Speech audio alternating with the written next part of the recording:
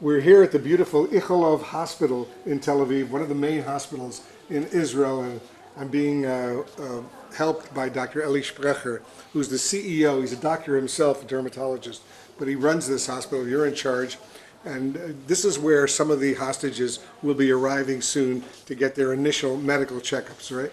Absolutely, and we are all very much looking forward to that truly historical moment, I would say. This is not the first time that you at Ichalov Hospital here in Tel Aviv have received hostages who have been freed. No, it is not.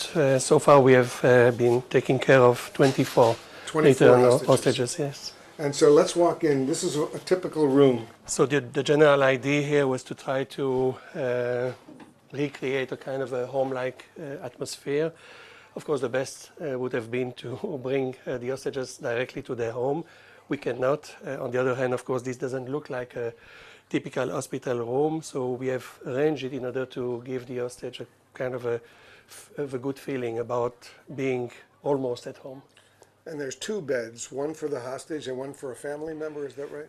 In case the hostage wants somebody to stay with him during the night, there is a bed here. The family will be accommodated in the room next to us.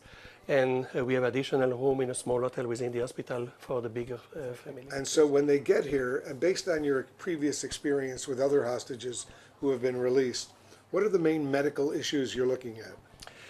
So first and foremost, I think the major issue will be malnutrition.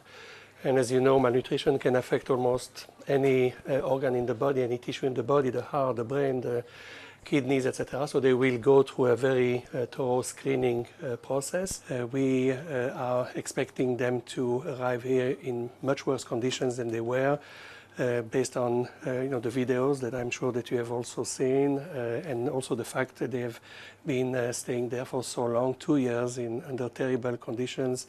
And I'm not speaking about isolation, starvation, torture in some cases as well. All right, we're here in the middle of this tunnel that goes from Gaza into Israel. I was one of the first journalists that the Israeli army allowed to go into one of those tunnels between Gaza and Israel. And it was hard to even breathe. I was there for maybe an hour or two, and I remember getting nauseous at the time. But these hostages have been in there for a year, let's say. So they have potentially medical complications as a result of spending all this time underground, and for the most part those tunnels are pretty low. You can't even fully stand up. Exactly. So the fact that you cannot stand up is actually causing wasting of your muscles, all kind of orthopedic problems, and all these will be looked at and also being taken care of.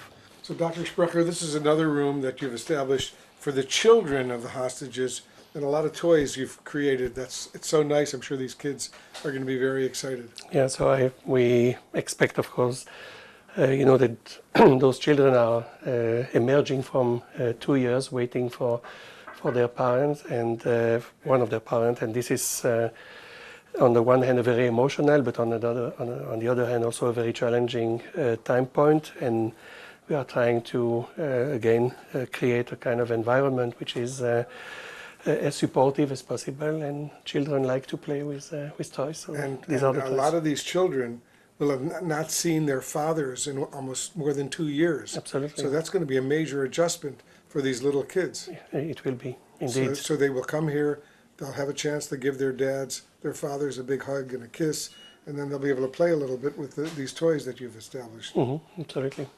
Very exactly. important.